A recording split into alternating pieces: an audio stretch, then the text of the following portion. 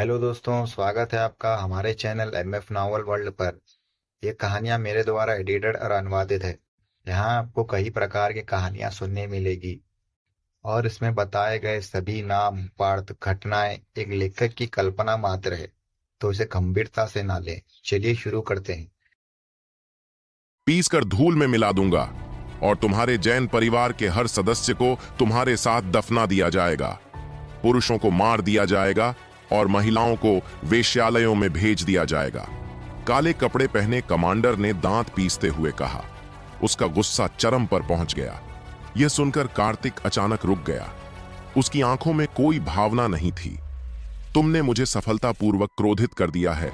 मैं तुम्हें दिखाऊंगा कि तुम्हारे मरने की कामना करने का क्या अर्थ होता है। ड्रैगन के पास ऐसे शल्क होते हैं जिन्हें छुआ नहीं जा सकता।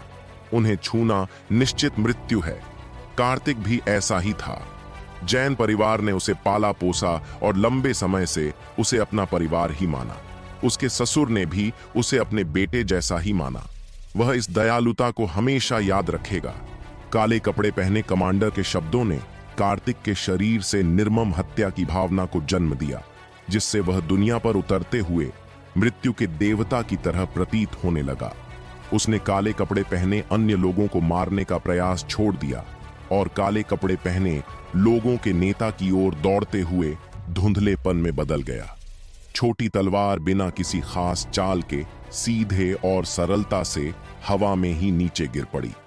उसकी जबरदस्त आभा ने काले कपड़े पहने सेनापति के चेहरे के भाव बदल दिए।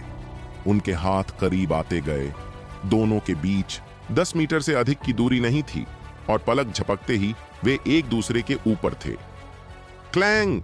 काले कपड़े पहने कमांडर की हथेली के प्रहार से कार्तिक की छोटी तलवार पीछे की ओर गिर गई, जिससे एक लहर पैदा हुई जो बाहर की ओर बढ़ी, जिससे दोनों तरफ के मालवाहक वैगन लगभग पलट गए। अपने पैरों को जमीन पर टिकाए हुए वह लगभग 10 मीटर पीछे हट गया और अंततः अपने पैर जमाए। काले वस्त्र पहने सेनापति की आंखें सिकुड़ गईं। हालांकि उसने अपनी पूरी ताकत नहीं, बल्कि अपनी शक्ति का केवल 70% ही इस्तेमाल किया था। फिर भी वह एक उच्च स्तरीय इनेट रियल्म साधक को मारने के लिए पर्याप्त थी। अपनी बांह हिलाते हुए कार्तिक के होंठों पर एक शरारती मुस्कान आ गई। उसने सचमुच शुद्धिकरण आत्मा क्षेत्र के तीसरे स्तर को गंभीरता से नहीं लिया था। दोनों गर्व से अपनी जगह पर खड़े थे। उनकी आंखें एक दूसरे से मिली हुई थीं और उन्होंने एक दूसरे की निगाहों में असीम लड़ाकू भावना देखी। आपने मुझे सचमुच प्रभावित किया है। एकमात्र दूसरे स्तर के जन्मजात क्षेत्र साधक जिसकी शक्ति एक आत्मा शोधक के बराबर है। आपने ऐसा कैसे कर दिखाया? काले कपड़े पहने नेता ने गहरी सांस ली और अपनी हत्या की नीयत दबा ली। बात यहां तक पहुंच गई थी कि अब मौत की लड़ाई हो गई थी। उच्च स्तर के प्रतिद्वंद्वियों को चुनौती देना असामान्य नहीं है। कोई भी व्यक्ति जो अत्यंत शक्तिशाली तकनीकों या गहन मार्शल आर्ट कौशल में निपुण है, यह कर सकता है। विभिन्न क्षेत्रों में बड़ी छलांग लगाना बहुत ही असाधारण बात है। एक या दो छोटे क्षेत्रों को पार कर लेना ही स्वर्ग को चुनौती देने के लिए पर्याप्त है। कार्तिक ने ऐसा कैसे किया? किसी को भी इसकी जानकारी नहीं थी। जैन परिवार के पहरेदारों को भी नहीं। उनकी यादों में कार्तिक हमेशा से एक निकम्मा, कामचोर और खर्चीला रहा था। यदि ऐसे लोगों को बेकार समझा जाए तो वे बेकार से भी बदतर हैं। कुएं की तलहटी में बैठा मेंढक आकाश में चमकते चांद को नहीं पहचान सकता। कार्तिक ने एक तिरस्कार भरी मुस्कान बिखेरी और उसके पैरों के तलवों से एक बेहद तेज झटका निकला, जिससे उसका शरीर हवा में उछल गया। वह जमीन पर सरकता हुआ तूफान की तरह उछला और उसके हाथ में छोटा चाकू सीटी की आवाज करता हुआ काले कपड़े पहने कमांडर से 3 मीटर की दूरी पर आ गया। मैं तुम्हें जीवित पकड़ लूंगा और तुमसे जो उत्तर मैं चाहता हूं वह प्राप्त करूंगा। काले वस्त्र पहने नेता ने अपनी 5 अंगुलियां फैला दी, जिससे एक अत्यंत शक्तिशाली हस्तकला तकनीक का अभ्यास करते हुए एक ठंडी आभा उत्पन्न हुई। दोनों तुरंत युद्ध में लग गए, एक दूसरे पर वार करने लगे। प्रत्येक टक्कर से एक धीमी आवाज उत्पन्न हुई। क्लैंग! बूम! दोनों शव फिर से अलग हो गए। जमीन पर पड़ा मलबा गायब हो गया, जिससे एक बड़ा सा खुला स्थान बन गया। काले कपड़े पहने कमांडर के दाहिने हाथ से खून की बूंदें टपक रही थीं और जमीन पर बिखर गईं। कितना तेज चाकू है! आत्मा शुद्धिकरण क्षेत्र के साधक के पास सच्ची ची थी जो उसके शरीर की रक्षा कर रही थी, और यहां तक कि जन्मजात क्षेत्र का साधक भी उसकी सुरक्षा को भेद नहीं सकता था। फिर भी कार्तिक आसानी से उसके सुरक्षा कवच को भेद कर उसकी भुजा को भेदने में सक्षम था। न केवल उसका चाकू तेज है, बल्कि उसकी तलवारबाजी भी अप्रत्याशित है और उसकी ताकत अथाह है। कार्तिक के मुंह के कोने से खून की एक बूंद बह निकली। उसकी बांह में चाकू घुस गया था और वह दर्द से कराह रहा था। उसकी छाती पर हथेली के वार से उसे सांस लेने में तकलीफा हो रही थी। अपने मजबूत शरीर के बल पर वह बड़ी मुश्किल से एक हमले का सामना कर पाया, अन्यथा कोई भी होता तो बहुत पहले ही लाश बन चुका होता। जैसे ही आदिम स्वर्ग भक्षण तकनीक सक्रिय हुई, कार्तिक के शरीर में आध्यात्मिक ऊर्जा का प्रवाह उमड़ पड़ा। जमीन पर पड़ी काली लाशें एक एक करके गायब हो गईं और सूखी मानव त्वचा में बदल गईं। उनके शरीरों का सार द्रव में बदल गया और कार्तिक के ऊर्जा केंद्र को फिर से भर दिया। तरल पदार्थ उसके अंगों और हड्डियों तक पहुंच गया।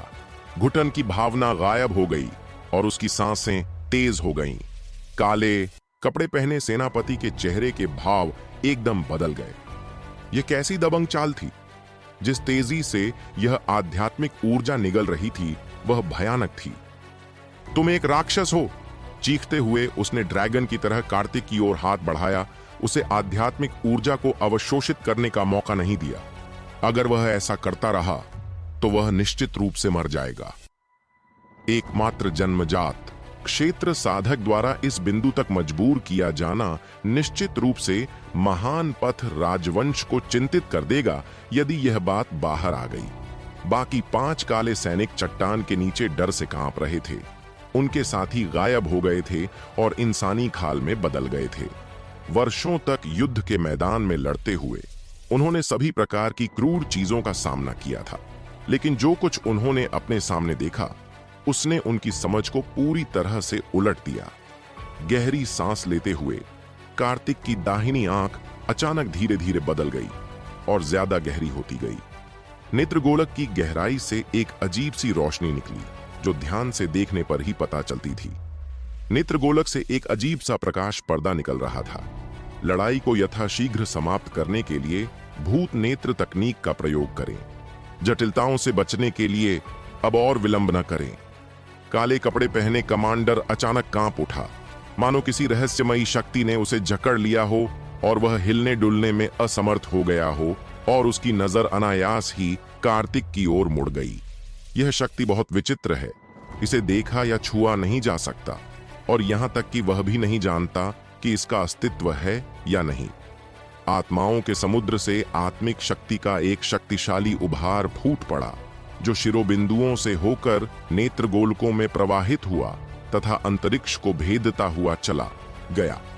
जिस क्षण उनकी आंखें मिलीं, काले कपड़े पहने कमांडर को पता चल गया कि वह गलत था, बहुत गलत था, और अंततः उसे समझ आ गया कि यह शक्ति कहां से आई है। यह देखकर कि चीजें ठीक नहीं चल रही थीं, उसने तुरंत अपनी आंखें बंद कर लीं और उसके पीछे चला गया, लेकिन तब तक बहुत देर हो चुकी थी। आह! उसके मुंह से एक तीखी चीख निकली। उसकी आंखें अंधी हो गईं। उसके चेहरे पर खून के आंसू बहने लगे और वह दर्द से चीखते हुए अपना सिर पकड़े हुए था।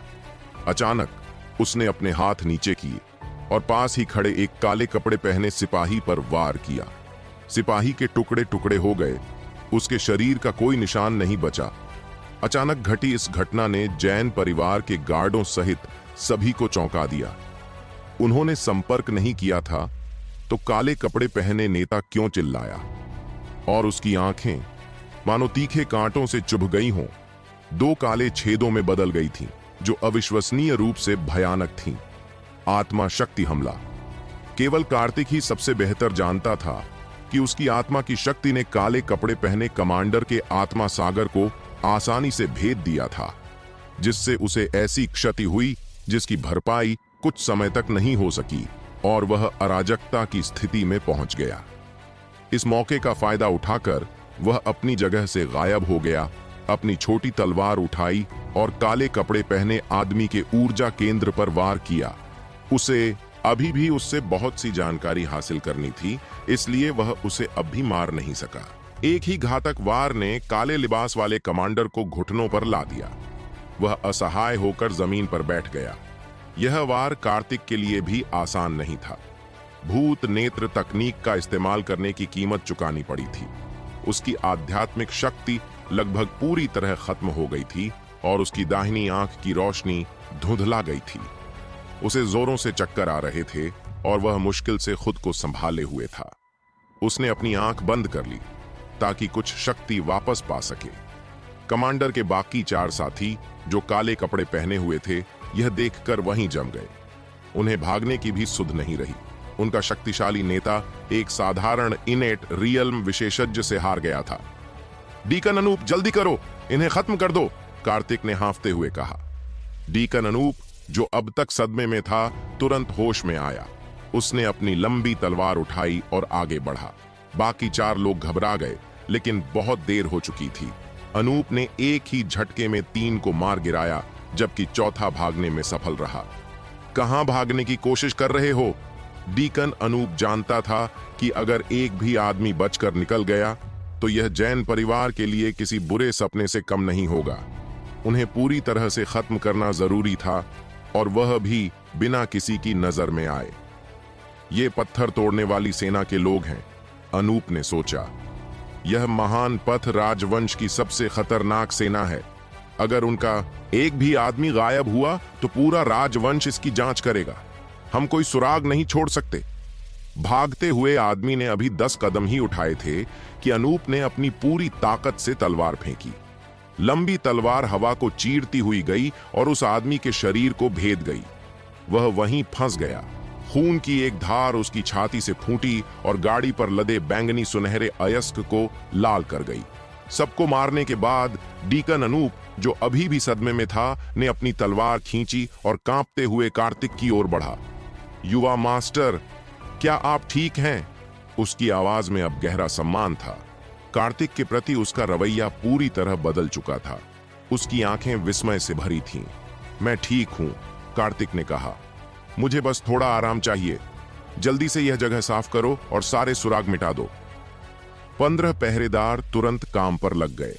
वे पास से साफ पानी लाकर चट्टानों पर लगे खून के धब्बों को धोने लगे। 1 घंटे के भीतर किफेंग घाटी वापस अपनी पुरानी स्थिति में आ गई, जैसे यहां कुछ हुआ ही न हो। कुछ गार्ड घाटी के बाहर गए और भागे हुए 2 घोड़ों को वापस ले आए, जिन्हें फिर से गाड़ी में जोत दिया गया। पत्थर तोड़ने वाली सेना के सैनिकों के शवों को जलाकर राख कर दिया गया। सिर्फ एक ही चीज बची थी। काले कपड़े पहने कमांडर, जो अभी भी घुटनों पर बैठा था, उसकी आंखों में गहरी नफरत भरी थी। बच्चे, तुम मर चुके हो, कमांडर ने थूकते हुए कहा। तुमने पत्थर तोड़ने वाली सेना के लोगों को मारा है। अब तुम दुनिया के किसी भी कोने में छिप जाओ, मौत तुम्हें ढूंढ ही लेगी। बस मरने का इंतजार करो। काले लिबास वाले नेता ने अपना मुखौटा उतार दिया। वह एक अधेड़ उम्र का आदमी था, जिसकी दाढ़ी बढ़ी हुई थी और चेहरा बेहद भयंकर दिख रहा था। वह जोर जोर से हंसने लगा। उसी क्षण 1 घंटे के आराम के बाद कार्तिक ने अपनी आंखें खोलीं। उसकी आध्यात्मिक शक्ति फिर से भर गई थी। उसने शांत भावशून्य नजरों से कमांडर को देखा। अगर हम तुम्हें नहीं मारते तो क्या तुम जैन परिवार को बख्श देते? कार्तिक ने उपहास किया। तुम्हारा यहां होना ही संदिग्ध था। तुम लोग हमें मारकर चुप कराना चाहते थे ताकि पत्थर तोड़ने वाली सेना के कांगड़ा शहर में घुसने का सबूत मिटा सको। कमांडर की हंसी रुक गई। कार्तिक सही था। उनका एकमात्र समाधान जैन परिवार को हमेशा के लिए खत्म करना था। कार्तिक ने अपनी छोटी तलवार निकाली और कदम दर कदम कमांडर की ओर बढ़ा। उसने तलवार उसकी गर्दन पर रख दी। कमांडर का ऊर्जा केंद्र पहले ही टूट चुका था। वह अब किसी आम इंसान से ज्यादा नहीं था। तुम सही कह रहे हो, कमांडर ने एक भयावह हंसी के साथ कहा। तुम्हारा जैन परिवार बर्बाद हो गया है। पत्थर तोड़ने वाली सेना को नाराज करने का मतलब है कि खुद सम्राट भी तुम्हारी रक्षा नहीं कर सकते। जैसा कि मुझे शक था, कार्तिक ने सोचा। यहां आने का उनका असली मकसद पहले जैन परिवार की बैंगनी सोने की खदान पर कब्जा करना था और फिर पूरे परिवार को चुपके से खत्म कर देना था। शशांक ने मुझे पूरी सच्चाई नहीं बताई, कार्तिक ने याद किया। उसे जरूर पता था कि ये लोग कौन हैं, लेकिन वह पत्थर तोड़ने वाली सेना का नाम लेने से डर रहा था। उसने बस इतना कहा कि कांगड़ा शहर में कोई शक्तिशाली दुश्मन आया है। बोलो, कार्तिक ने ठंडे स्वर में पूछा। तुम्हारा नाम क्या है और तुम्हें किसने भेजा है? पत्थर तोड़ने वाली सेना कभी पारिवारिक विवादों में दखल नहीं देती, फिर भी तुमने जैन परिवार पर हमला करने का जोखिम उठाया। जरूर कोई है जो पर्दे के पीछे से यह खेल खेल रहा है।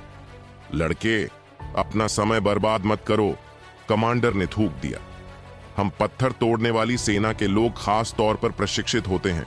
तुम मुझसे एक शब्द भी नहीं उगलवा पाओगे। उसने सोचा कि कार्तिक बस किसी दुष्ट जादू से उसे घायल कर पाया था। असली लड़ाई में वह जरूर मारा जाता।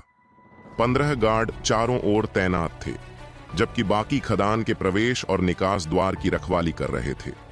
डीकन अनूप कार्तिक के पास आया और धीरे से बोला, दामाद जी, मैंने पत्थर तोड़ने वाली सेना के बारे में सुना है। उन्हें बहुत क्रूर प्रशिक्षण दिया जाता है। उन्हें दुश्मन द्वारा पकड़े जाने और यातना सहने का प्रशिक्षण दिया जाता है। अगर कोई पकड़े जाने पर अपना मुंह खोल दे तो उसे सैन्य कानून के तहत मौत की सजा दी जाती है। कमांडर ने गर्व से कहा, जो कोई भी पत्थर तोड़ने वाली सेना का हिस्सा बनता है वह अपने आप में असाधारण होता है। सच में? कार्तिक मुस्कुराया। तो फिर मैं देखना चाहूंगा कि तुम्हारी हड्डियां सच में कितनी सख्त हैं। कार्तिक ने कोई विशेष आभा नहीं दिखाई। वह शांत और स्थिर रहा, अपनी छोटी तलवार को म्यान में रखा और कमांडर के पीछे चला गया। न जाने क्यों, जैसे ही कार्तिक उसके पास आया, कमांडर को अपनी रीढ़ में एक सिहरन सी महसूस हुई। यह बच्चा बहुत अजीब था। अगर तुम 10 सांस तक टिक गए, कार्तिक ने कहा, तो मैं तुम्हें जाने दूंगा। यह कहकर उसने अपना दाहिना हाथ कमांडर की गर्दन पर रख दिया। एक अजीब सी ठंडी रोशनी उसके शरीर में घुस गई। अगले ही पल कमांडर का शरीर जोर जोर से कांपने लगा। एक सांस भी पूरी नहीं हुई थी कि एक दिल दहला देने वाली चीख गूंज उठी। डीकन अनूप यह देखकर चौंक गया। आखिर युवा मालिक ने ऐसा क्या कर दिया? कमांडर की चीखें इतनी भयानक थीं कि बाकी पहरेदार भी डर के मारे पीछे हट गए। दामाद जी, आपने उसके साथ क्या किया? डीकन अनूप के पैर कांप रहे थे। कमांडर एक गेंद की तरह मुड़ गया था। उसकी हड्डियों से छटकने जैसी आवाजें आ रही थीं और उसका शरीर एक विकृत राक्षस की तरह ऐंठ गया था। इसे हड्डी विस्थापन और हृदय भक्षण करने वाली 10,000 चींटियों की तकनीक का मिश्रण कहते हैं। कार्तिक ने इतनी सहजता से कहा, मानो वह मौसम के बारे में बात कर रहा हो। हड्डी विस्थापन तो समझ आता है, लेकिन यह 10,000 चींटियों द्वारा हृदय भक्षण क्या बला है? क्या यह सच में किसी इंसान को इतना दर्द दे सकती है? मैं कबूल करता हूं, मैं सब बता दूंगा। कृपया मुझे छोड़ दो। 5 सांसें भी पूरी नहीं हुई थीं कि कमांडर, जो अपनी बर्दाश्त की सीमा पर पहुंच गया था, ने हार मान ली। यह दर्द शारीरिक नहीं था, यह सीधे उसकी आत्मा पर हमला कर रहा था।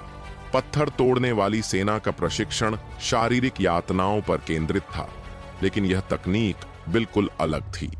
यह आपके दिमाग में इतनी गहराई तक समा जाती थी कि आप मरने की भीख मांगने लगते थे। कार्तिक ने उसकी पीठ पर थपथपाया और दर्द धीरे धीरे गायब हो गया। कमांडर पसीने से तरबतर था, जैसे उसे पानी से बाहर निकाला गया हो। तुम इंसान नहीं हो, तुम शैतान हो, तुम शैतान ही हो। कमांडर की आंखों में अब सिर्फ खौफ था। डीकन अनूप ने भी मन ही मन कमांडर की बात से सहमति जताई। ऐसा राक्षसी जादू भला इंसानों के पास कहां हो सकता है? बोलो, कार्तिक एक पत्थर पर बैठते हुए बोला। तुम कौन हो और तुम्हें यहां किसने भेजा है?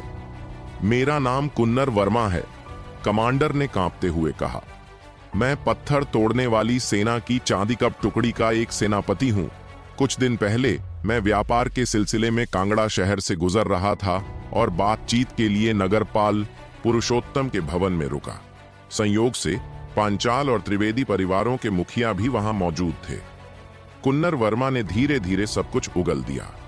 जैसा कि कार्तिक ने अनुमान लगाया था, इस सब के पीछे त्रिवेदी और पांचाल परिवार का हाथ था, लेकिन उसने यह उम्मीद नहीं की थी कि इसमें नगर स्वामी का भवन भी शामिल होगा।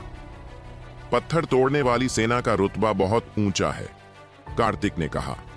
छोटे त्रिवेदी और पांचाल परिवार तुम्हें आदेश नहीं दे सकते और तुम्हारी जैन परिवार से कोई दुश्मनी भी नहीं है, तो फिर तुम इन छोटे परिवारों के लिए मुसीबत क्यों मोल लोगे? यह एक संयोग था, कुन्नर वर्मा ने घबराते हुए कहा। कांगड़ा शहर का स्वामी पुरुषोत्तम भी कभी पत्थर तोड़ने वाली सेना का सदस्य था। हम एक ही टुकड़ी में थे और हमारे बीच गहरा रिश्ता था। मैं तो बस पुराने दोस्तों से मिलने आया था। पुरुषोत्तम ने बातों बातों में कांगड़ा शहर की स्थिति का जिक्र किया और मुझसे एक छोटा सा काम करने को कहा। बस जैन परिवार को डराना और उनका कुछ सामान लूटना था, किसी को नुकसान नहीं पहुंचाना था। कुछ दिन पहले जो सामान चोरी हुआ था वह तुमने किया था? कार्तिक ने पूछा। उस हमले में 1 दर्जन गार्ड मारे गए थे, तो फिर आज तुम सबको मारने क्यों आए थे? यह सिर्फ लूट तो नहीं थी।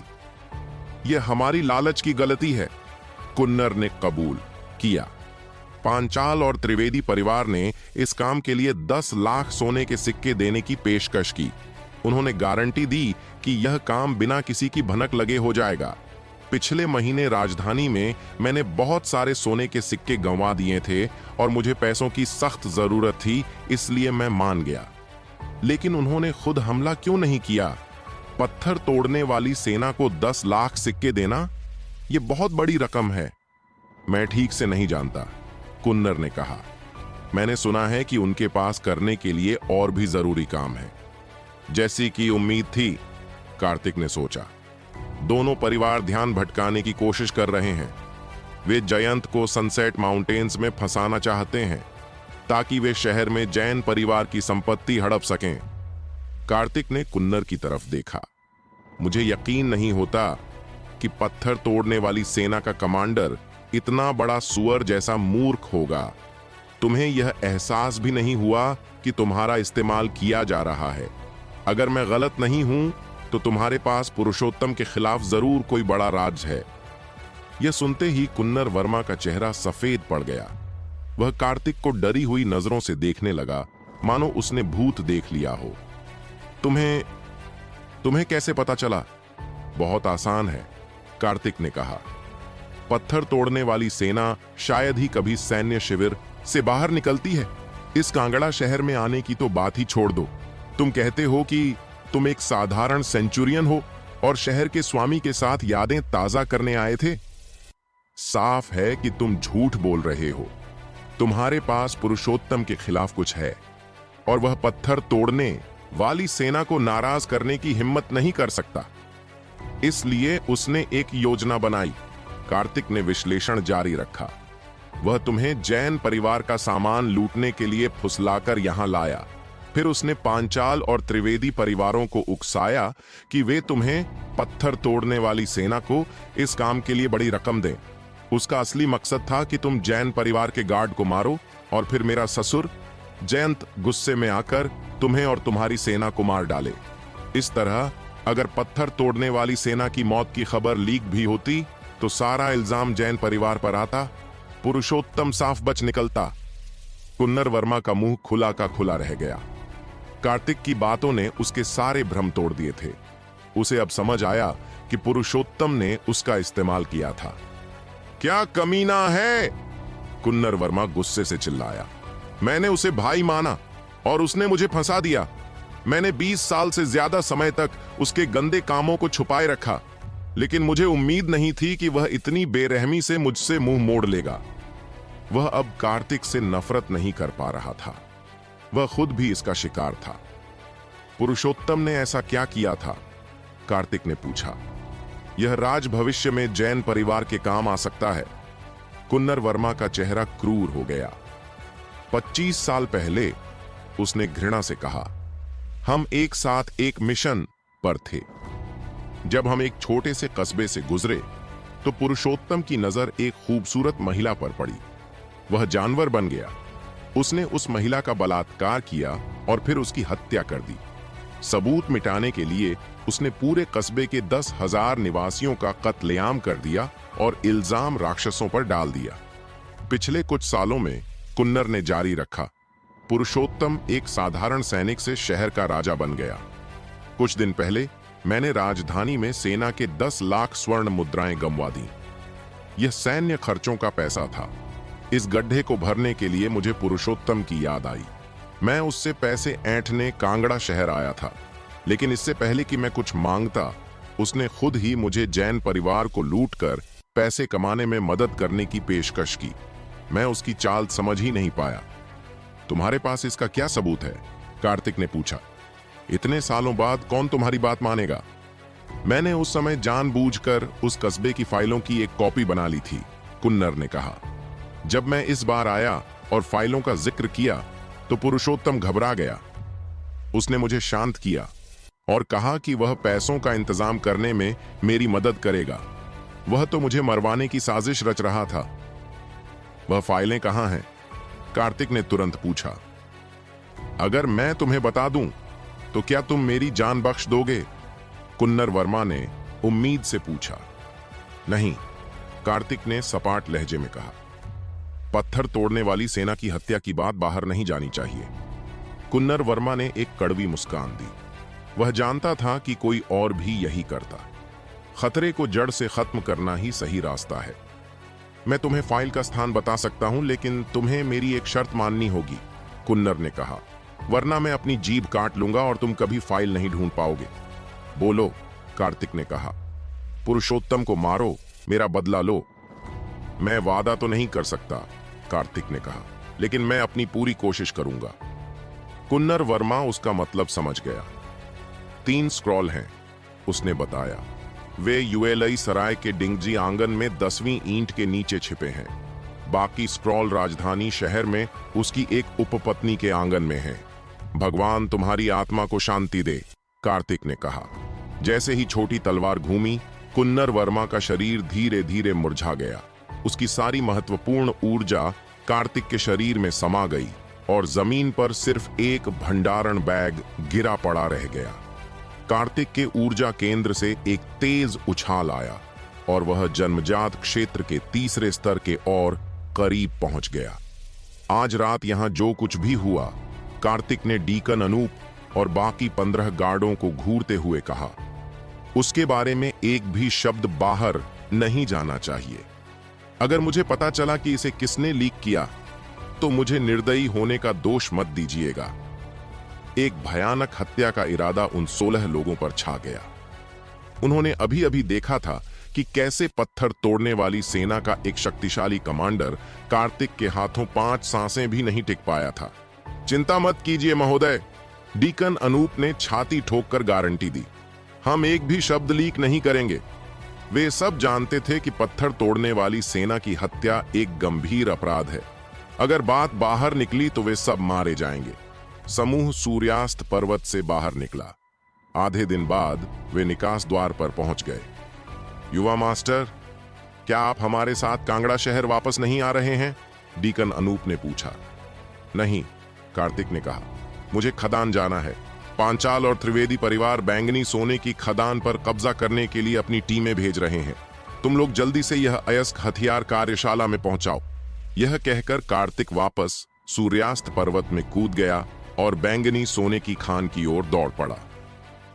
उसी समय त्रिवेदी परिवार के मुख्यालय में कुलपति जयंत ने कांगड़ा शहर नहीं छोड़ा है।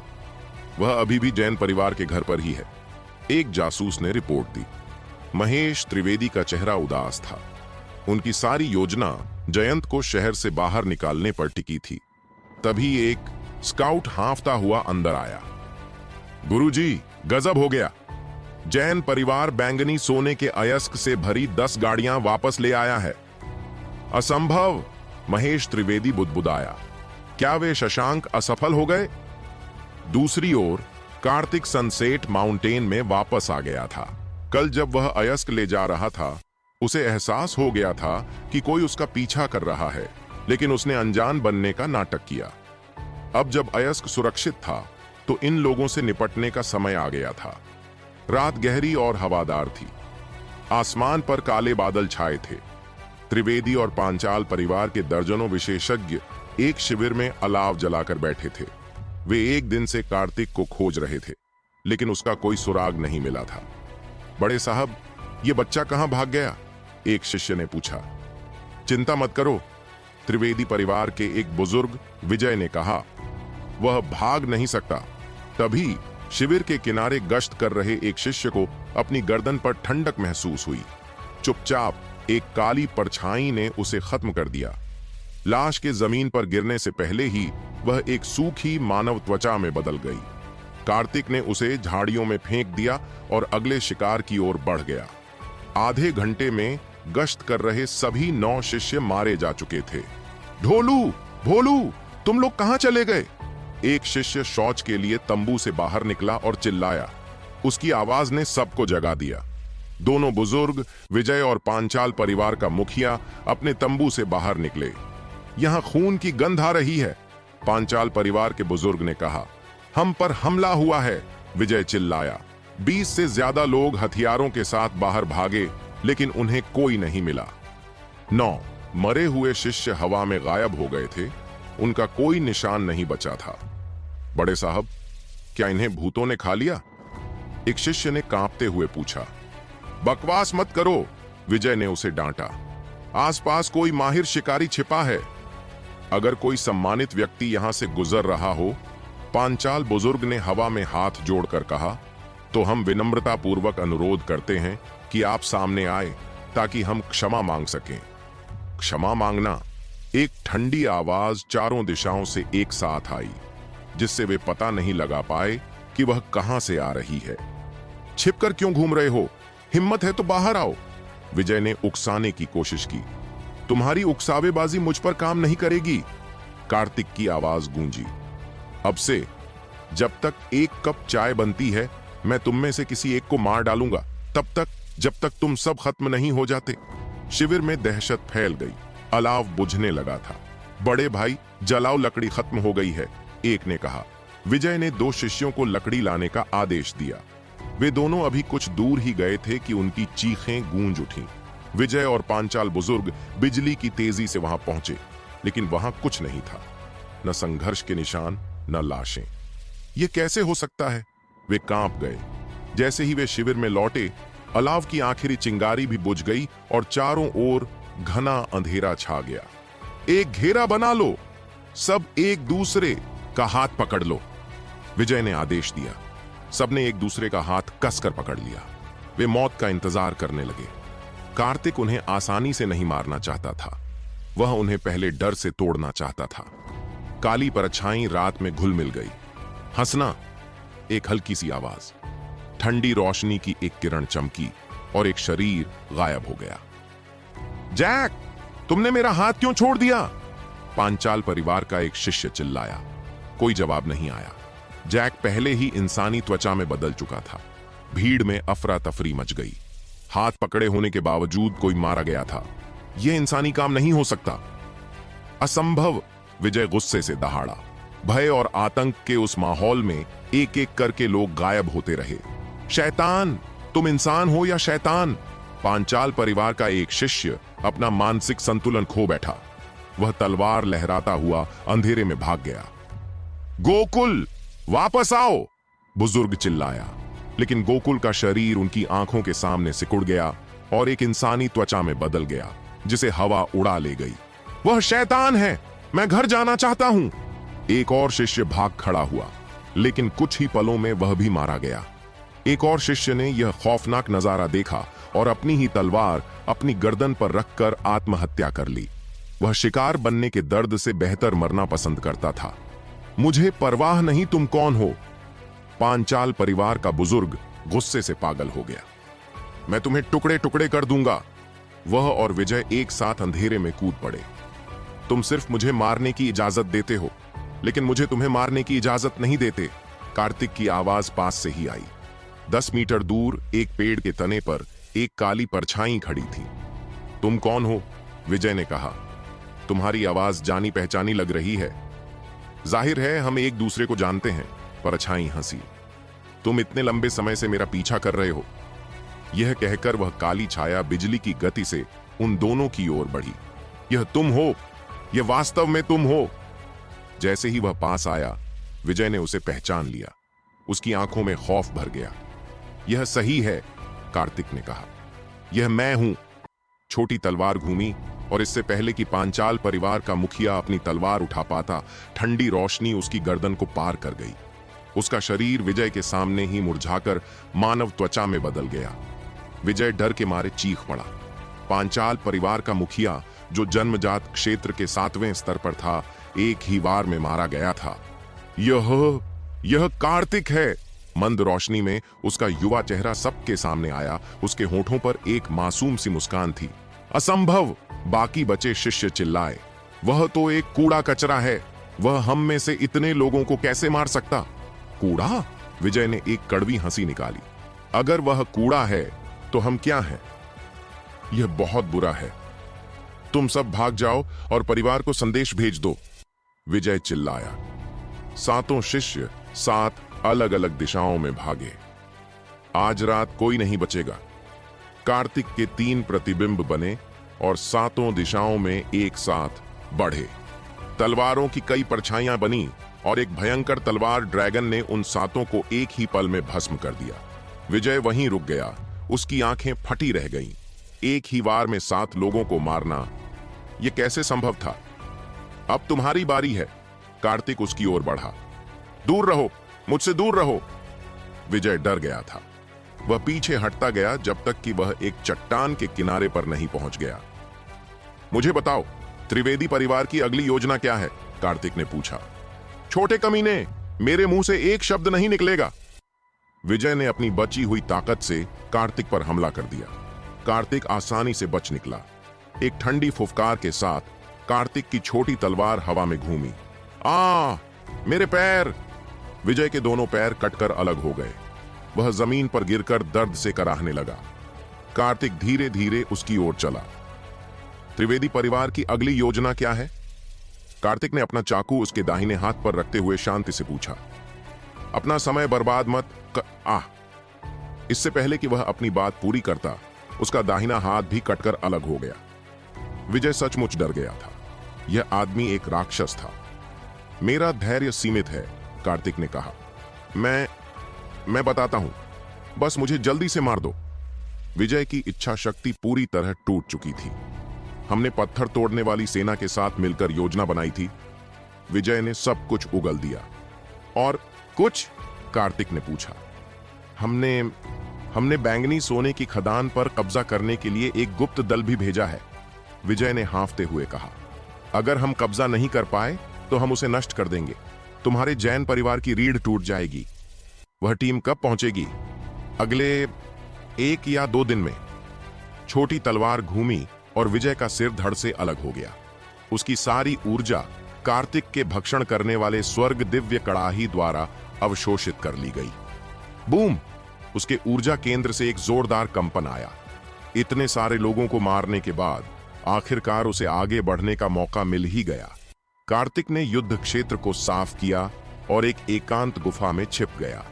उसने कुन्नर वर्मा के थैले को खोला, जिसमें 50 से ज्यादा स्प्रिट स्टोन और 1 लाख सोने के सिक्के थे। उसने 10 स्प्रिट स्टोन का उपयोग करके एक स्प्रिट इकट्ठा करने वाली संरचना बनाई। ताई हुआंग स्वर्ग भक्षण तकनीक। कार्तिक का शरीर एक भूखे जानवर की तरह आसपास की सारी आध्यात्मिक ऊर्जा को निगलने लगा। हजारों मीटर के दायरे में आध्यात्मिक ऊर्जा तेजी से एकत्रित हुई और एक बादल का रूप लेकर गुफा में समा गई। 10 आत्मा पत्थरों की सारी ऊर्जा एक पल में खत्म हो गई। बूम! कार्तिक के शरीर से एक भयंकर गर्जना फूट पड़ी, जिससे गुफा की दीवारें चटक गईं। अंततः उसकी साधना का स्तर जन्मजात क्षेत्र के 3रे स्तर के प्रारंभिक चरण पर स्थिर हो गया। महान वीरान ऊर्जा केंद्र अविश्वसनीय रूप से विशाल है, कार्तिक ने सोचा। इतनी ऊर्जा सोखने के बाद भी मैं मुश्किल से प्रारंभिक चरण तक पहुंचा हूं। अगली सफलता के लिए मुझे एक सामान्य व्यक्ति से 10 गुना ज्यादा संसाधनों की जरूरत होगी। वह खड़ा हुआ और अपनी यात्रा की। उसे आधे दिन में खदान तक पहुंचना था। शाम होने से पहले वह पर्पल गोल्ड माइन शिविर में पहुंच गया। यह शिविर पहाड़ के सामने बना था, 3 तरफ पहाड़ों से घिरा हुआ, और इसमें सिर्फ एक ही प्रवेश द्वार था। बचाव करना आसान और हमला करना मुश्किल था। कार्तिक ने शांतिपूर्ण खनन शिविर को देखकर राहत की सांस ली। हमलावर अभी तक नहीं पहुंचे हैं। वह शिविर के द्वार के सामने खड़ा हो गया। रुको, यह निषिद्ध क्षेत्र है, तुरंत चले जाओ। चौकी के ऊपर से एक ठंडी चीख सुनाई दी। गार्ड गियर, क्या तुम मुझे पहचानते भी नहीं हो? कार्तिक ने ऊपर देखते हुए कहा। दामाद, वह यहां क्या कर रहा है? गार्ड ने अपने साथियों से फुसफुसाया। यह निकम्मा सचमुच खदान में आया था, वह यहां कैसे आया? एक अन्य गार्ड ने अपना धनुष नीचे रखते हुए तिरस्कार से कहा। मुझे लगता है कि वे कांगड़ा शहर से ऊब गए थे और कुछ नया करने के लिए यहां आए थे। एक ने मजाक उड़ाया। उन्हें लगता है कि सनसेट माउंटेन्स में कोई भी आ सकता है। जरूर उनके पारिवारिक पहरेदारों ने उन्हें यहां तक छोड़ा होगा। कार्तिक ने उनकी परवाह नहीं की। बाड़ खुली और वह शिविर में दाखिल हुआ। उसके आने की खबर सुनकर खदान की रक्षा कर रहे 2 इनेट रियल्म विशेषज्ञ बाहर आए। एक थे डीकन हर्ष और दूसरे थे कार्तिक के ससुर के छोटे भाई जयेश। नमस्कार, स्टीवर्ड हूं, द्वितीय अंकल, कार्तिक ने झुककर कहा। जयेश का हाव भाव अरुचिकर था। वह कार्तिक से सख्त नफरत करता था। उसने कई बार अपने बड़े भाई जयंत को यह शादी रद्द करने के लिए मनाने की कोशिश की थी। वह अपनी भतीजी को इस निकम्मे से शादी करते हुए नहीं देख सकता था। तुम यहां क्या कर रहे हो? जयेश ने ठंडे स्वर में पूछा। मुझे खबर मिली है, कार्तिक ने शांति से कहा, कि त्रिवेदी परिवार और पांचाल परिवार ने हमारी खदान पर कब्जा करने के लिए अपनी विशिष्ट टीमें भेजी हैं। मैं यहां सभी को सावधानी बरतने की सलाह देने आया हूं। क्या यह खबर तुम्हें मेरे बड़े भाई ने बताई या तुमने खुद ही यह कहानी गढ़ी है? जयेश को यकीन नहीं हुआ। उसे लगा कि कार्तिक बकवास कर रहा है। मेरे ससुर को अभी तक इस बारे में पता नहीं है, कार्तिक ने कहा। यह जानकारी मुझे विजय त्रिवेदी से मिली है। तुम्हारे ही शब्दों में? क्या मजाक है? जयेश ने उपहास किया। तुम जहां से आए हो वहीं वापस चले जाओ। यह जगह तुम्हारे लिए नहीं है। दूसरे अंकल, कार्तिक का धैर्य जवाब दे गया। मैं आपको एक बड़े के रूप में सम्मान देता हूं। खबर बिल्कुल सच है। आप इस पर विश्वास करें या न करें, यह आप पर निर्भर है। कार्तिक ने अपनी आस्तीनें ऊपर उठाई और शिविर में और अंदर चला गया। एक गार्ड ने उसे एक छोटे से कमरे में पहुंचा दिया। अंदर जाकर कार्तिक ने सोचना शुरू कर दिया। 3 ओर से पर्वतों से घिरे इस स्थान पर यदि एक पर्वत रक्षक संरचना स्थापित की जा सके तो कोई माहिर भी इसे भेद नहीं पाएगा, लेकिन इसके लिए जरूरी सामान मेरे पास नहीं है। 1 घंटे तक सोचने के बाद उसने एक नई संरचना तैयार की। मैं इसे surging wave earth element array कहूंगा। यह यहाँ के प्राकृतिक वातावरण के लिए सबसे उपयुक्त होगी। जैसे जैसे रात गहरी हुई, गश्त कर रहे गार्ड्स की बातें उसके कानों तक पहुंची। सुना है शादी की रात ही इसे घर से निकाल दिया गया था और यह वेश्यालय चला गया था। यह निकम्मा अविश्वसनीय रूप से भाग्यशाली है कि बच गया। यह बहुत अफसोस की बात है कि मिस जैसी खूबसूरत लड़की को इस निकम्मे ने छीन लिया। कार्तिक ने इन बातों पर ध्यान नहीं दिया। तभी खदान शिविर से 100 मीटर दूर लोगों का एक बड़ा समूह चुपचाप आकर रुका। मालिक, यह जैन परिवार की खदान है। यहाँ केवल एक ही प्रवेश द्वार है। हम अंदर कैसे घुसेंगे? वहां 100 से ज्यादा लोग थे और कुछ से आत्मा शुद्धिकरण क्षेत्र की आभा भी आ रही थी। जाओ और पांचाल और त्रिवेदी परिवारों के नेताओं को बुला लाओ, नेता ने आदेश दिया। 2 बुजुर्ग, लोकेश, पांचाल और एक त्रिवेदी, नेता के सामने आए। वुल्फ फैंग रेजिमेंट के कमांडर, क्या आप हमें ढूंढ रहे थे? लोकेश ने धीमी आवाज में पूछा। यह हमलावर कोई और नहीं बल्कि कांगड़ा शहर का कुख्यात भाड़े का गिरोह वुल्फ फिरोज था। उनका नेता वुल्फ फिरोज था, जो आत्मा शुद्धिकरण क्षेत्र के 5वें स्तर पर था। वह क्रूर और निर्दयी माना जाता था। शिविर में इन्नेट दायरे के 2 विशेषज्ञ हैं, लोकेश ने जानकारी दी। सबसे शक्तिशाली जयेश है। जब तक हम उसे खत्म कर देते हैं तब तक बाकी कोई खतरा नहीं है। क्या तुम निश्चित हो कि शिविर में कोई अन्य विशेषज्ञ नहीं है? वुल्फ फिरोज ने अचानक भौहें सिकोड़ लीं। उसे खतरे का स्वाभाविक आभास हो गया था। उसकी नजर कैंप पर पड़ी। उसे लगा कि अंदर कोई खतरा है। नहीं, कुलपति ने कल ही संदेश भेजा था। जयंत, कार्तिक का ससुर, अभी भी कांगड़ा शहर में है। लोकेश ने छाती ठोक कर कहा। ठीक है। वुल्फ फिरोज ने सिर हिलाया। हम आधे घंटे में हमला करेंगे। उसी समय शिविर के अंदर जयेश अकेले शराब पी रहा था। कार्तिक के आने से उसका मूड खराब हो गया था। बूढ़े जू डीकन हर्ष पास आया। आपने आज दोपहर कहा था कि दामाद ने बताया था कि त्रिवेदी और पांचाल परिवार हमला करेंगे। क्या यह जानकारी विश्वसनीय है? आज दोपहर युवा स्वामी के व्यवहार को देखते हुए ऐसा नहीं लग रहा था कि वह झूठ बोल रहे हैं। क्या तुम सचमुच उस निकम्मे की बातों पर यकीन करते हो? जयेश ने हंसकर कहा। अगर उन दो परिवारों ने आने की हिम्मत की तो मैं यह सुनिश्चित करूंगा कि वे कभी जिंदा न जाएं। पछताने से बेहतर है कि सावधानी बरती जाए, हर्ष ने गंभीरता से कहा। जयेश ने भौहें चढ़ाते हुए अपना प्याला नीचे रख दिया। वह हर्ष की बात पर विचार करने लगा।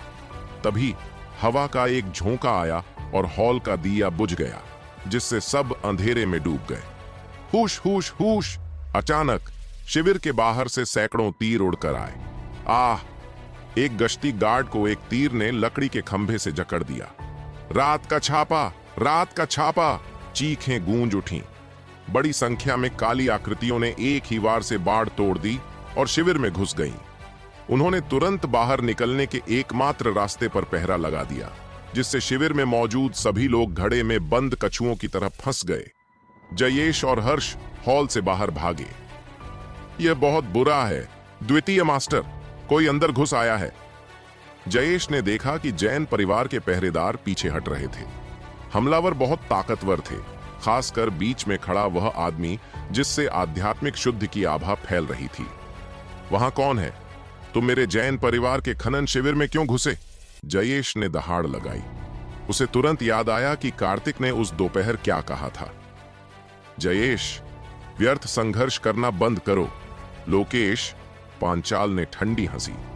अपनी साधना को कमजोर कर दो और मैं तुम्हें आराम से मरने दूंगा।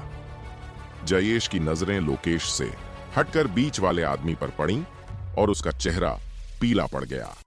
वुल्फ फेंक! तुमने हमारे जैन परिवार का विरोध करने की हिम्मत की। क्या तुम जीने से थक गए हो? जयेश जानता था कि आज रात का सबसे बड़ा दुश्मन यही है। जब तक उसका बड़ा भाई जयंत नहीं आता, कोई भी वुल्फ फिरोज का मुकाबला नहीं कर सकता। दूसरे मास्टर, मुझे खेद है, वुल्फ फिरोज ने विनम्रता से कहा, लेकिन आज रात के बाद आपका जैन परिवार खत्म हो जाएगा। हा हा हा! लोकेश जोर से हंस पड़ा। क्या तुमने सचमुच सोचा कि तुम्हारे शब्द वुल्फ फेंक को डरा देंगे? मैं तुम्हें बताना भूल गया, हमारे परिवारों ने तुम्हारे जैन परिवार को घेरने के लिए पहले ही विशेषज्ञों को जुटा लिया है। तुम्हारा बड़ा भाई इस समय इतना व्यस्त है कि अपना ख्याल भी नहीं रख पा रहा है। जयेश का चेहरा उदास था। उसे एहसास हुआ कि उसने बहुत बड़ी मूर्खता की थी। अगर उसने कार्तिक की चेतावनी पर विश्वास करके पहले ही सावधानी बरती होती तो वे आज इतनी बुरी तरह नहीं फंसते। हमें अपनी जान तक खदान की रक्षा करनी होगी, जयेश ने आदेश दिया। जैन परिवार के रक्षकों ने अपने धनुष बाण तान लिए। अपना कदम उठाओ, वुल्फ फिरोज ने आदेश दिया। किसी को भी जीवित मत छोड़ो। जैसे ही भाड़े के सैनिक आगे बढ़ने वाले थे, कार्तिक, जो अपने कमरे से सब कुछ सुन रहा था, ने धीरे से दरवाजा खोला और बाहर चला गया। आग की रोशनी उसके शांत युवा चेहरे पर पड़ रही थी।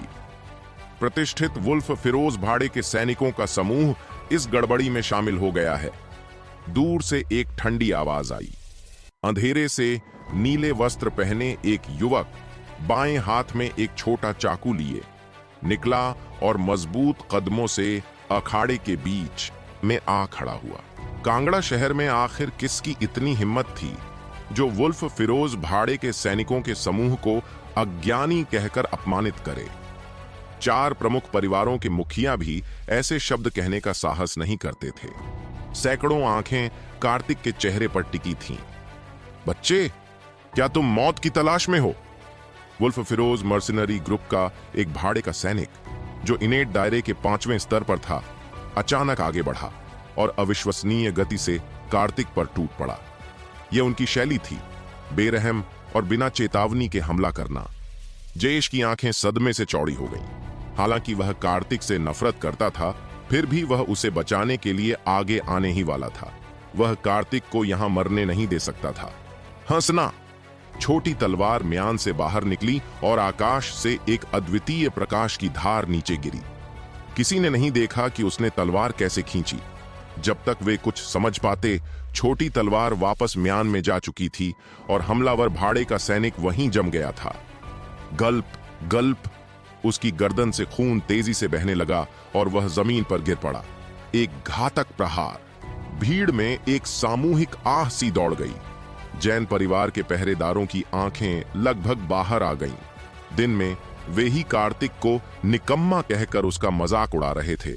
यह क्या था? जयेश वहीं रुक गया, भावनाओं के एक जटिल मिश्रण में फंसा हुआ। लोकेश पंचाल और पांचाल परिवार के विशेषज्ञ हैरान थे।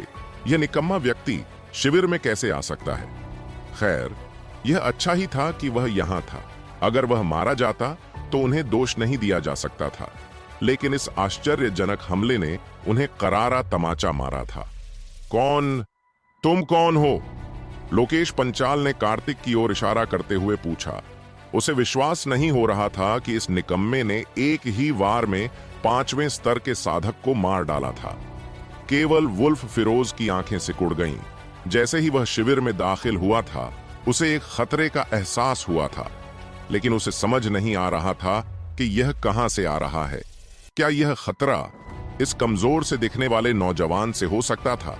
वुल्फ फिरोज दशकों से जिंदा था।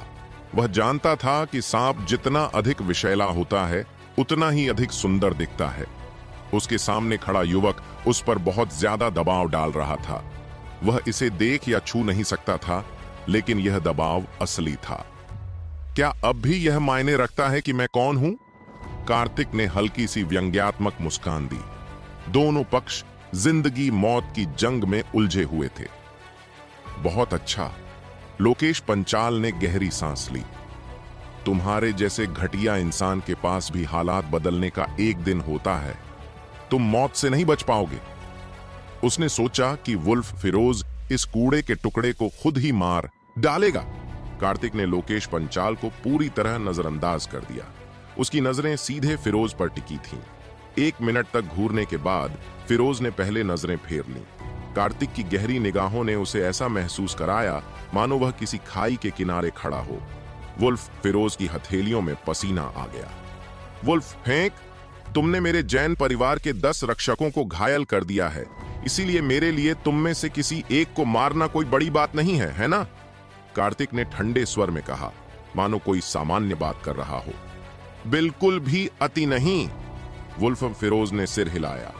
यह हमारे जैन परिवार और पांचाल व त्रिवेदी परिवारों के बीच का झगड़ा है, कार्तिक ने जारी रखा। तुम्हारा दखल हमारे जैन परिवार के प्रति घोर अनादर दर्शाता है। तुम में से प्रत्येक को अपना एक हाथ काटकर यहां से निकल जाना चाहिए। कितने दबंग शब्द! शिविर में हंगामा मच गया। वह न सिर्फ वुल्फ फैंक को बाहर निकालना चाहता था, बल्कि उन्हें अपंग भी करना चाहता था। हा हा हा! लोकेश पंचाल जोर से हंस पड़ा। यहां तक कि जैन परिवार के पहरेदार भी सोचने लगे, ये बच्चा जरूर पागल हो गया है। वुल्फ फिरोज भाड़े के सैनिकों के समूह से ऐसी मांग करने की हिम्मत सिर्फ मरे हुए लोगों ने ही की थी। जयेश अवाक रह गया। उसकी योजना वुल्फ फिरोज को नरम गरम रणनीति से पीछे हटने के लिए मनाने की थी। अब कार्तिक के शब्दों ने सुलह के सारे रास्ते बंद कर दिए थे। केवल वुल्फ फिरोज गंभीर था। उसका अंतर्ज्ञान उसे बता रहा था कि यह लड़का भयानक था। मैं नौकरी छोड़ने का विकल्प चुन सकता हूं, वुल्फ फिरोज ने आखिरकार कहा, लेकिन अपना हाथ काट देना बहुत ज्यादा मांगना है। इस जवाब ने सबको हैरान कर दिया। लोकेश पंचाल की हंसी उसके गले में ही अटक गई। जैन परिवार के पहरेदार डर गए। वुल्फ फिरोज सचमुच पीछे हटने पर विचार कर रहा था। डीकन हर्ष और जयेश ने एक दूसरे को गहरे सदमे से देखा। नहीं कर सकता, कार्तिक के 3 ठंडे शब्द पूरे कैंप में गूंज उठे। जाना चाहते हो? एक हाथ पीछे छोड़ दो, वरना यहीं रहोगे। जयेश को उसी पल कार्तिक का गला घोंटने की इच्छा हुई। वुल्फ फेंक पीछे हटने को तैयार था और यह लड़का उसे रोक रहा था। युवा मास्टर, डीकन हर्ष ने फुसफुसाकर उसे रुकने का इशारा किया। कार्तिक ने कुछ न देखने का नाटक करते हुए मुस्कुराते हुए फिरोज को देखा। उस मासूम मुस्कान से फिरोज की रूह कांप उठी। वुल्फ फेंक, तुम हिचकिचा क्यों रहे हो? इस बदमाश की बकवास मत सुनो, इन सबको मार डालो, लोकेश पंचाल चिल्लाया। फिरोज ने उसकी चीख को अनसुना कर दिया। उसकी पीठ पसीने से भीगी हुई थी। बातचीत की कोई गुंजाइश नहीं? नहीं, कार्तिक ने कहा। माहौल बेहद खौफनाक हो गया। बहुत अच्छा, वुल्फ फिरोज ने अपना हथियार उठाते हुए कहा। तो फिर मुझे यंग मास्टर कार्तिक के कौशल का अनुभव करने दो। अपना हाथ कटवाने से बेहतर था कि वह लड़कर मर जाए। यदि मैं तुम्हें 3 वार में नहीं मार सकता, कार्तिक ने अपनी छोटी तलवार धीरे से खींची, तो मैं तुम्हारी जान बख्श सकता हूं। बकवास! जयेश अब और बर्दाश्त नहीं कर सका। कार्तिक की बातों ने वुल्फ फिरोज को पूरी तरह से नाराज कर दिया था। क्या आप मुझसे बात कर रहे हैं? अचानक कार्तिक की ठंडी आंखें जयेश पर टिक गईं। उस तेज धार ने जयेश को लगभग अंधा कर दिया। वह डर के मारे लड़खड़ा गया और वहीं जम गया। एक कदम भी आगे नहीं बढ़ पा रहा था। डीकन हर्ष, कार्तिक ने जयेश की परवाह न करते हुए कहा, आदमी लेकर जाओ और बाहर निकलने के रास्ते पर पहरा दो। आज रात एक भी व्यक्ति को बाहर मत निकलने देना। डीकन हर्ष ने जयेश की ओर देखा, जिसने सिर हिला दिया और गार्डों को रास्ता रोकने का आदेश दिया। क्या युवा मास्टर पागल हो गया है? पहरेदार आपस में फुसफुसा रहे थे। उसने वुल्फ फिरोज को 3 चालों में हराने की बात की। उसने एक अच्छी खासी स्थिति को बिगाड़ दिया। वे सब मान रहे थे कि वुल्फ फांग जैन परिवार के रुतबे के कारण पीछे हट रहा था, कार्तिक के कारण नहीं। केवल फिरोज ही जानता था कि वह कार्तिक से डरता था, न कि जैन परिवार से। वुल्फ फिरोज का हथियार 1 मीटर से भी ज्यादा लंबा नुकीला डंडा था। एक ठंडी हवा चली और फिर वे दोनों एक साथ चले, जैसे बिजली के 2 बोल्ट टकरा रहे हों। तलवारें और लाठियां आपस में टकराने लगीं, जिससे पूरे शिविर में हथियारों की शक्तिशाली आवाज गूंजने लगी। लोकेश पंचाल का चेहरा गंभीर होता गया। वह समझ गया कि वुल्फ फिरोज ने अपनी पूरी ताकत लगा दी थी, फिर भी वह कार्तिक के कपड़ों को छू भी नहीं पाया था। कार्तिक शांति से युद्ध भूमि में घूम रहा था। वह किसी चीज की तैयारी कर रहा था। वुल्फ फिरोज जितना ज्यादा लड़ता, उतना ही ज्यादा हैरान होता। कार्तिक उसकी हर चाल में कमजोरी ढूंढ लेता था और आसानी से उसे तोड़ देता था। पहला कदम, ब्लड प्रिजन स्काई।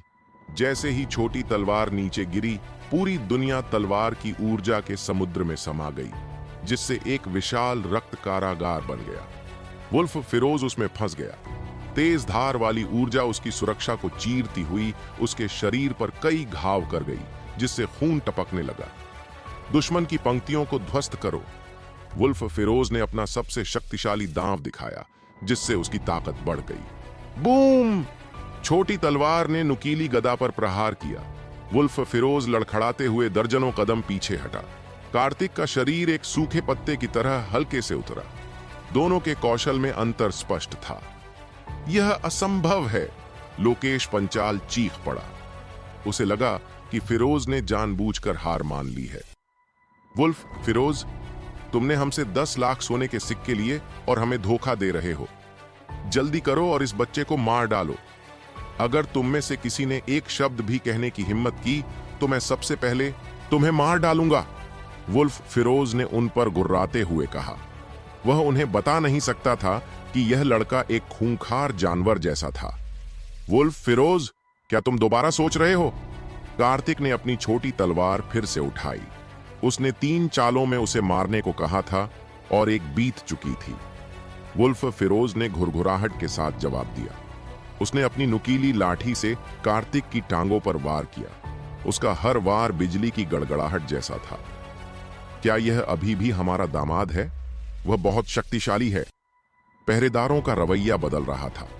घूमती रेत और कंकड़ों के बीच वुल्फ फिरोज ने अपना सबसे शक्तिशाली हमला किया। अरे नहीं, यह तो भेड़िया रूपांतरण है, डीकन हर्ष ने आश्चर्य से कहा। वुल्फ फिरोज बचपन से ही भेड़ियों के झुंड के साथ पला बढ़ा था। भेड़िए में तब्दील होने के बाद उसका शरीर सुनहरे बालों से ढक गया और उसकी ताकत बहुत बढ़ गई, जो आत्मा शुद्धिकरण क्षेत्र के 7वें स्तर के बराबर हो गई थी। कार्तिक ने भौहें चढ़ाईं। उसे घोस्ट आई तकनीक पर निर्भर रहना होगा। अब इसे खत्म करने का समय आ गया है। दूसरा प्रहार। कार्तिक का शरीर बिना किसी चेतावनी के गायब हो गया। वुल्फ फिरोज के सारे वार निशाने से चूक गए। भूत नेत्र तकनीक का चुपचाप प्रयोग किया गया। वुल्फ फेंक का शरीर कार्तिक के सामने अचानक पारदर्शी हो गया। छोटे चाकू ने एक अजीब सी छाप बनाई और फिरोज की बांह को छू गया, जिससे खून की फुहार निकली। उसके हाथ से भेड़िए के दांत वाला डंडा उछलकर दूर जा गिरा। तीसरी चाल। दूसरे वार ने वुल्फ फिरोज की बांह को अपंग कर दिया था और तीसरा वार तुरंत हुआ। उसे सांस लेने का भी मौका नहीं दिया। कई लोगों की चौकस निगाहों के सामने छोटा चाकू फिरोज की गर्दन पर फिरा। दोनों एक दूसरे के पास से गुजरे। 3 चालें और यह खत्म। Tick tock tick tock. खून की बूंदें वुल्फ फिरोज की गर्दन से होते हुए जमीन पर गिर रही थीं। तुम्हारा चाकू बहुत तेज है। भेड़िए का रूप गायब हो गया। वुल्फ फिरोज ने लंबे समय से कार्तिक के महान नाम निकम्मे होने के बारे में सुना था। उसने कभी नहीं सोचा था कि वह किसी निकम्मे व्यक्ति के हाथों मरेगा। तुम बहुत धीमे हो। कार्तिक ने अभी भी एक हानि रहित मुस्कान धारण की हुई थी, लेकिन इस समय वह मुस्कान एक राक्षस की तरह थी। वुल्फ फेंक का शरीर धीरे धीरे ढह गया।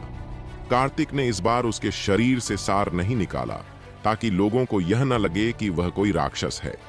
वुल्फ फिरोज मर गया है, लोकी बुदबुदाया। वह कांगड़ा शहर के शीर्ष 10 गुरुओं में से एक था। लोकेश पंचाल के चेहरे पर भय की झलक उभरी। तुम कौन हो? वह हकलाते हुए बोला। क्या तुम इस उत्तर से संतुष्ट हो कि तुम्हें किसने मारा? कार्तिक ने उपहास किया। जैसे ही उसने बोलना समाप्त किया, उसका शरीर वहां से गायब हो गया। विरोधी खेमे की ताकत अभी भी जैन परिवार से ज्यादा थी। उसे जल्द से जल्द ज्यादा से ज्यादा लोगों को मारना था। भेड़ों के झुंड में एक खूंखार बाघ के होने का क्या मतलब है?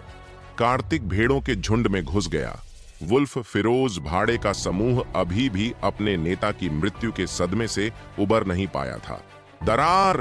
खून की बौछार हुई और 1 दर्जन से ज्यादा सिर उड़ गए। जमीन पर लाशों की एक परत जमा हो गई। दौड़ो! तभी लोकी को भागने की याद आई। कार्तिक बहुत भयानक था। तीर छोड़ो! डीकन हर्ष इसी पल का इंतजार कर रहे थे। तीरों की वर्षा हुई और जो भी भागने की कोशिश कर रहा था, मारा गया। तुम छोटे कमीने, मैं तुमसे मरते दम तक लड़ूंगा। लोकेश पंचाल दौड़ा और कार्तिक को कसकर गले लगा लिया। तुम लोग जाओ, मैं उसे रोक लूंगा। तुम्हें क्या लगता है तुम कहां जा रहे हो? जयेश भी अपनी लंबी तलवार लेकर भीड़ में घुस गया। मरना! कार्तिक ने लोकेश पंचाल का सिर उड़ा दिया। मरते हुए भी वह कार्तिक के पैरों से चिपका रहा, ताकि दूसरों को भागने का मौका मिल सके। चलो बाहर निकलें। वुल्फ फिरोज भाड़े के सैनिक समूह के बचे हुए सैनिक दरवाजे की ओर भागे। कार्तिक ने हवा में छोटी तलवारों से वार किया। विस्मयकारी तलवार ऊर्जा एक पर्दे में इकट्ठी हो गई, जो अचानक नीचे दब गई। बूम! पूरे शिविर की जमीन हिंसक रूप से हिल गई। उनके कानों में बस चीखें गूंज रही थीं। जैसे जैसे धूल जमी, नीले रंग का एक युवक बीच में खड़ा था। आसपास का इलाका लाशों की मोटी परत से ढका हुआ था। वुल्फ फिरोज भाड़े के सैनिकों का समूह लगभग पूरी तरह से खत्म हो गया था। एक ही हमले में 100 से ज्यादा लोग मारे गए थे। जैन परिवार के पहरेदारों की सांसें थम सी गईं। जयेश अपनी तलवार म्यान में रखते हुए कार्तिक की ओर बढ़ा। आपने सहज क्षेत्र में कब प्रवेश किया? क्या मेरे बड़े भाई को पता है? कार्तिक ने सहजता से उत्तर दिया। हां। जयेश ने एक कड़वी मुस्कान दी। आज दोपहर जो हुआ वह मेरी गलती थी। अगर आज रात तुम न होते तो परिणाम अकल्पनीय होते। अन्य गार्ड सम्मानपूर्वक आगे बढ़े, विशेष रूप से वे जिन्होंने कार्तिक का मजाक उड़ाया था। उन्होंने शर्म से अपने सिर झुका लिए। अगर और कुछ नहीं है तो मैं वापस जाकर पहले आराम करूंगा, कार्तिक ने कहा। ये रही कुछ सामग्री, कृपया मेरे ससुर से कहो कि वे जल्द से जल्द तैयार कर दें। मैं यहां एक बड़ी संरचना करने जा रहा हूं। वह भीड़ के बीच से वापस चला गया। लगता है दामाद बदल गया है, एक गार्ड ने धीमी आवाज में कहा। दामाद बहुत शक्तिशाली है, हमारे जैन परिवार का उत्थान निकट है। पूरा शिविर जयकार से गूंज उठा। जयेश ने आदेश जारी किए, आज रात जो कुछ हुआ उसे कोई भी लीक नहीं करेगा। युद्ध क्षेत्र को जल्द से जल्द साफ कर देना चाहिए। अगली सुबह एक गार्ड कार्तिक के दरवाजे पर सावधानी से खड़ा था। दामाद जी, नाश्ता तैयार है, क्या आप इसे अपने पास मंगवाना चाहेंगे? अगले 2 दिन कार्तिक ने साधना में बिताए। जैन परिवार का काफिला वापस आया और इस बार डीकन नीव भी साथ थे। दामाद जी, मैं आपके लिए सब कुछ लाया हूं। जयेश ने तुरंत सामग्री खरीदने के लिए धन आवंटित कर दिया था। मुझे कांगड़ा शहर की वर्तमान स्थिति के बारे में बताइए, कार्तिक ने पूछा। डीकन नीव ने बताया, कुछ दिन पहले त्रिवेदी और पांचाल परिवार ने हमारी हथियार कार्यशाला पर अचानक हमला कर दिया। सौभाग्य से मुखिया जयंत तैयार थे और उन्होंने दोनों परिवारों को भारी नुकसान पहुंचाया। कोई और खबर? कार्तिक ने शशांक सेना, जिसे पत्थर तोड़ने वाली सेना भी कहते हैं, के बारे में पूछा। अफवाहें हैं कि शशांक सेना हमारे कांगड़ा शहर में आई थी। डीकन नीव ने अपनी आवाज धीमी कर दी। और वे रहस्यमय तरीके से गायब हो गए हैं। राजधानी शहर ने जांच के लिए लोगों को भेजा है। कार्तिक ने सिर हिलाया। उसे पता था कि डीकन अनूप और बाकी लोगों ने चुप्पी साध रखी है। अगर यह खबर लीक हुई तो सब मर जाएंगे। डीकन नीव ने कार्तिक को संरचना स्थापित करने में मदद की।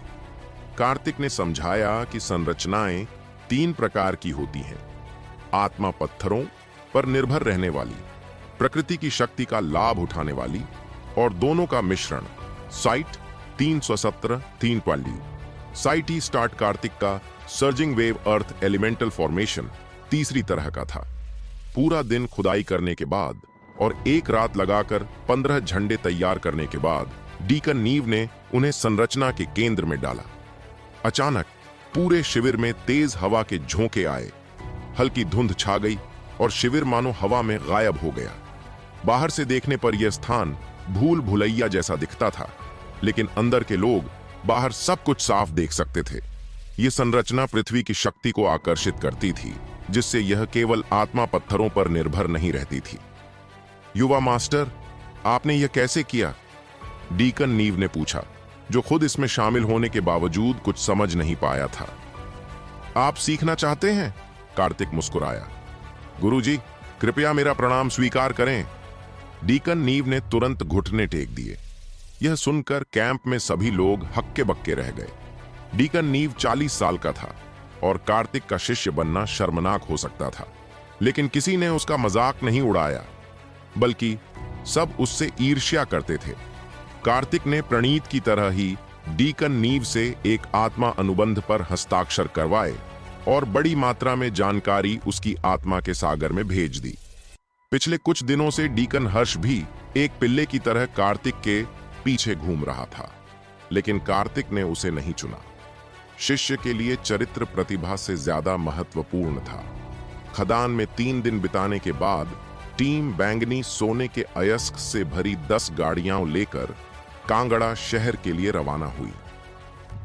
नीव, पहले तुम लोग वापस जाओ, मैं खुद चलूंगा, कार्तिक ने कहा। उसने संरचना का नियंत्रण जयेश को सौंप दिया और खुद राक्षसों का शिकार करने के लिए पहाड़ों में और भी गहराई में चला गया।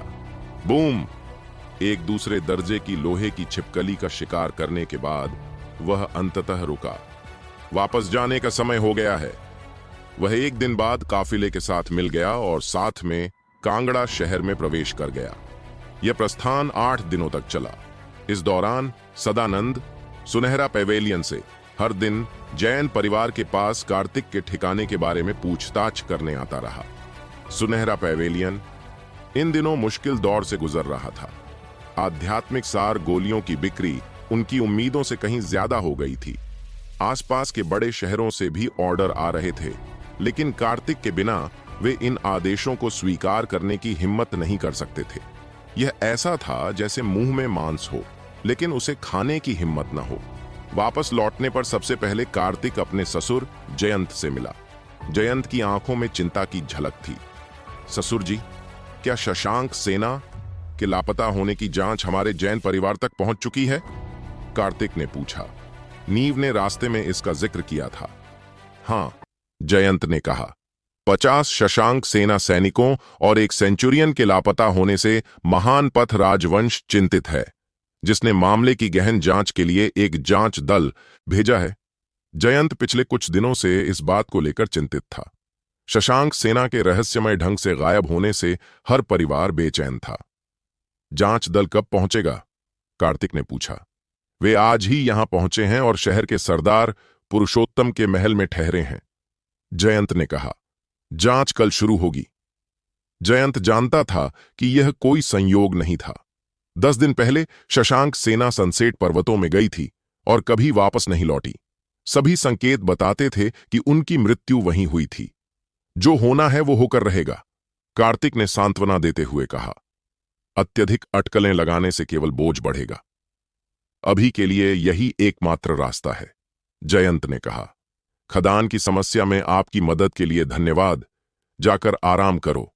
अपने आंगन में वापस आकर कार्तिक ने बिना रुके आग जलाई और स्वर्गीय आत्मा की गोली को परिष्कृत करना शुरू कर दिया।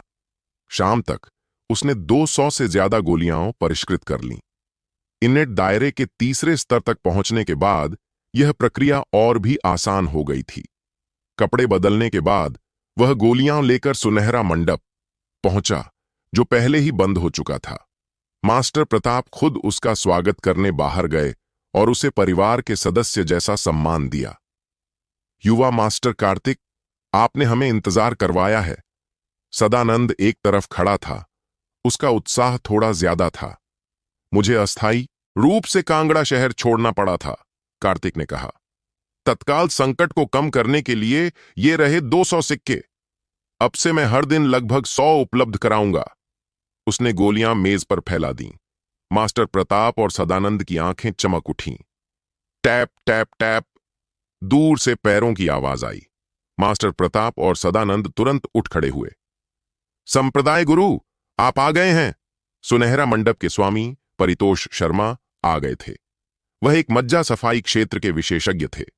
वह 50 साल के थे, सुर्ख रंगत वाले और बाघ की खाल की जैकेट पहने हुए थे। आते ही उनकी नजर कार्तिक पर पड़ी। उनकी नजरें मिलीं और एक अदृश्य दबाव कार्तिक पर पड़ा। यह एक शक्ति प्रदर्शन था। परितोष इस बात से नाराज थे कि कार्तिक ने मंडप को अनुबंध पर हस्ताक्षर करने के लिए मजबूर किया था। मास्टर प्रताप और सदानंद डरकर एक तरफ हट गए। कार्तिक ने भूत नेत्र तकनीक का चुपचाप प्रयोग किया। एक और भी शक्तिशाली आत्मिक शक्ति प्रतिध्वनित हुई।